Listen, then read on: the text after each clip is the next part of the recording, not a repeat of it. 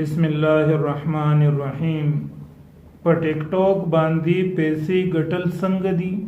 او د ټیک ټاک نه شهرت حاصلول څنګه دي؟ دا زما د عمرګری سوال دی، چونکه ما ته په دې ډېر تحقیق نه و چې ټیک ټاک څه شی دی. ټیک ټاک اصل کې یو ایپ دی او په هر یو سیس کې د خیر او د شر یو ماده موجودی. د هغې دوه سایډونه هم دقه شانتي د ټیک ټاک هم دوه سایډونه دي. په دې باندې چې کوم خلک ایکټینګ کوي، په دې باندې ایکټینګ کیږي، په دې چې کوم خلک ایکټینګ کوي په هغې کې د یو کس ته یو ښه سبق ورکولی شي، یو ښه پیغام ورکولی شي، یو ښه میسج ورکولی شي او په دې باندې د ګپ شپ لګولی شي، په دې باندې د چې کوم دی نو هنسي مذاق کولی شي. خو د اسلام د دایرې دننه د دې ګپ شپ نه، د دې مذاق نه د چا دل ازاري ونشي، د چا دل شکني ونشي. نو دونه ګپ شپ دونه حده پورې ټیک ټاک بالکل ټیک دی. خو چې ما کوم تحقیق وکړو په هغې کې ټیک ټاک یو د فحاشۍ سیلاب دی. هلکانو د ځان نه جینکۍ جوړې کړي او جینکۍ خو پرېږده وه، د هغې باره کې څه ویلی نه شم. زمانه د تاسو ډېر زیات ښه خبر یې چې په بیکګراؤنډ کې د انډیاګانې لګېدلي او دی ځوان پښتون دی ګډېږي، دی داسې ایکټینګونه کوي. دې کې زه خپلو خویندو له چې کوم ټیک ټاک یې جوړوي هغوی له زه یو سپیشل پیغام ورکوم چې موږ دې کې د مغرب نه سبق واخلو. د مغرب نه، د مغرب چې کومه زنانه ده هغه په انډرویر کې، په جانګي کې، په نیکر کې ګرځي، په ځوانۍ کې خلک ځان ته مایله کوي، خو چې کله بوډۍ شي آی های بیا په هغې باندې به له ترس درځي، د هغې په هغه ژوند به د له جړا درشي. او چې کوم د پښتون، کوم چې د مسلمان زنانه ده، کو زما خور ده، کو زما مور ده، کو زما نیا ده، چې کله بوډۍ شي نو په کټ کې ناستی، په د کور کې ناستی، سبحان الله سبحان الله، تسبیح په لاس کې ورسره وي، په جانماز په ځوانۍ کې منځونه کول، په جانماز ناستی، زوی وله راځي مورې ته څنګه یي، مسۍ وله راځي، لور وله راځي، د هغې کم عزت وي، د هغې کم اډر چلیږي. د دې مثال زه داسې ورکوم چې یو ګل دی، د ګل ځواني ډېره زیاته کمه وي، ګل ډېر زیات زر مړاوی کېږي. نو هغې څه چې کوم شاخونه دي، کومې څانګې دي، یا د ګل تنه ده، نو هغه مضبوطه وي، هغه زر نه وچېږي، زر نه خرابېږي.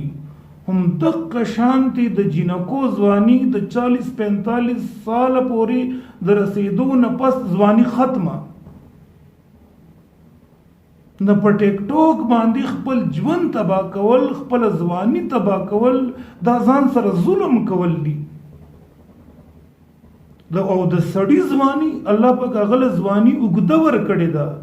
او زنانه له کمه ورکړې ده. نو زه د خپلو خویندو ته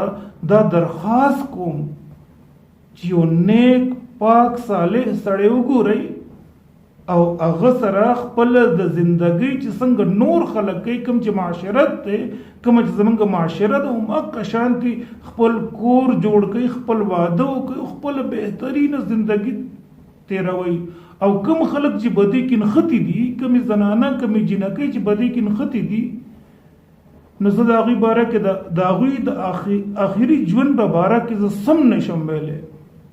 ځکه چې دا خو د 2 ورځو خبره دا به ختمه شي، بیا به څه کېږي. د قرآن آیات مفهوم دی چې کوم خلک په اهل ایمانو کې فحاشي بې حیایي پیلاوي، فحاشي بې حیایي خورئ پکې، هغوی ته په دنیا کې او په آخرت کې دردناک عذاب دی. چونکه زمونږ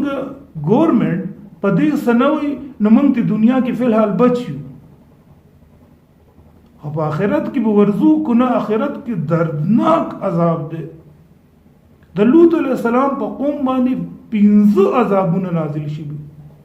چغې پې ووالی شوې، کاڼې پې ورېدل، ښکته نه بر کړه او د بره نه راوبغول. هغې کې یو ګناه وه، هغې په حاشۍ باندې په ګناه باندې ګناه به یې کول او بیا به یې فخر هم کو. دا نن چې زه ګډېږم او بیا پې خوشحالېږم، آی های های های په ما باندې به عذاب نه راځي، په ما باندې به ګرانی نه راځي، په ما باندې به ظالم حکمرانان نه راځي، پول په ما باندې به څه کېږي، په ما باندې به دا ټول هر څه راځي. یو صحیح حدیث دی، مفهوم یې څه داسې دی چې په دنیا کې 2 قومونه داسې دي، د حضور صلی الله تبارک وتعالی علیه وسلم فرمایي په دنیا کې 2 قومونه داسې دي چې ما لیدلي نه دي، ځکه چې د حضور صلی الله علیه و آله وسلم په زندګۍ کې په هغه وخت کې نو ای کې یو څنګه دی، یو کس پکې څوک دی ظالم حکمران چې په دې باندې په دواړو باندې په د جنت عوام نه لګي، دا به ډایرکټ جهنم ته ورځي، د جنت خوشبو هم پې نه راځي، چونکې د جنت خوشبو به لرې لرې پورې رسي، لرې لرې پورې به یو ظالم حکمران دی چې په ده به د جنت خوشبو نه راځي. دویم هغه ښځې کم چې باریک لباس اچولی،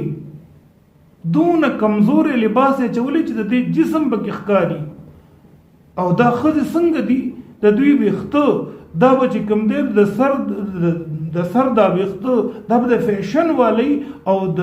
اوښ د عقب په شانتې به زموږ استاد را فرمایل او د سایکل د نیمو به لکه فیشن والا ویښته به مایلات ممیلات، دا به خلکو طرف ته مایله کېږي، خلک به خپل طرف ته مایله کوي.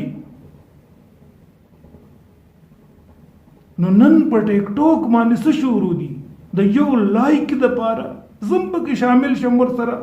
زم ورله لایک ورکم، ټک بټن دباو که زم ورسره کمنټ ورته وکم، زه ورسره نورو ته او ډېر ښه، ویری نایس، ویری ګډ، یو آر ګریټ،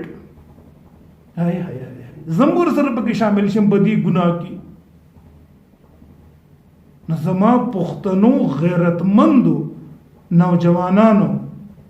زما غیرتمندو، زما خویندو، منگ د پهاشۍ خلاف، منگ د ټیک ټوک نه کو منگ په چرته ویډیو م اپلوډ کو، ما چې کوم ډومبۍ خبره وکړه نو منگ یو ښه میسج، یو ښه خبره به وکړو، خو چې کوم به دې سیلاب را روان دی، یو ته ګوري مکه شانتي جوړی، بل ته ګوري مکه شانتي جوړی، نو دا کم خلک چې مایلات و ممیلات دي او په کپړو کې جسم ښکاري، دې ښځو باندې د جنت خوشبو بالکل لګېدی نشي، د ډایرکټ جهنم ته روانې دي. د حضور صلی الله علیه و آله وسلم خو زنانه تر دې نه منې کړې ده چې د خوشبو لګوي او هغه د سړو په خوا باندې تېره شي، تر دې خبرې نه منع کړې ده. زما یو سوال دی، زما یو التجا ده، زه صرف سوال کولی شم تاسو ته چې تاسو د ځوانۍ مزه په تهجدو کې خو مه ګورئ که نه، تاسو د ځوانۍ مزه په منځونو کې خو مه ګورئ که نه، تاسو د ځوانۍ مزه د الله په دین در په در خاورې په سر په ګرځېدو کې مه ګورئ که نه، چې مزه راځي کو نه راځي.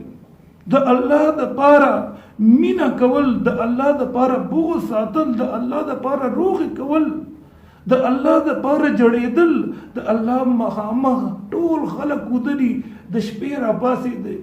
یا الله ماله دا راکړي، الله ماله ستا دنیا څنګه جوړېږي، ستا آخرت څنګه جوړېږي، کو جوړه نه شوه زه ذمهوار یم. ته خو الله ته وجاړه که نه، ته خو د الله نه وغواړه که نه چې الله تعالی درکوي او که نه. په ټیک ټوک باندې به څه شي، صرف های او هیله او پلان او ډینګ او دا چلو شو، دا څه دي، دا څه ژوند دی، زه دې وګډېږم لا دې ونه ګډېږم، ما ته به څه فایده، ما ته څوک لایک راکړي را دې رانه کړي، او دا کم خلک چې ولا لایکونه ورکوي دا هم پکې ځان ملګري کوي. نو زما ټولو ته خواست دی چې موږ لږ شانتي ژوند پاتې دی، د ژوند لږ حصہ پاتې ده. دا منګ الله راضي کو. د حضور صلی الله علیه وسلم مبارک زندگی په زندګو کې راولو. سبا الله ته مخامخ کېدل دي، سبا د الله رسول ته مخامخ کېدل دي چې زمونږ د باره دلتم جوړل، زمونږ د پاره به التم وي یا ربي امتي امتي.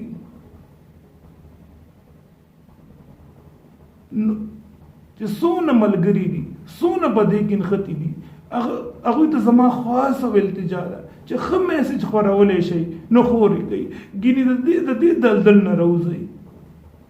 او کوم ملګري چې ګوري د هغوی ته هم زما خواص او التجا ده چې دا مه ګورئ. زه سوال کوم درته، زه مینت کوم درته. او د حضور صلی الله علیه وسلم مبارک زندگی په زندګو کې راولو. وما علينا إلا البلاغ المبين.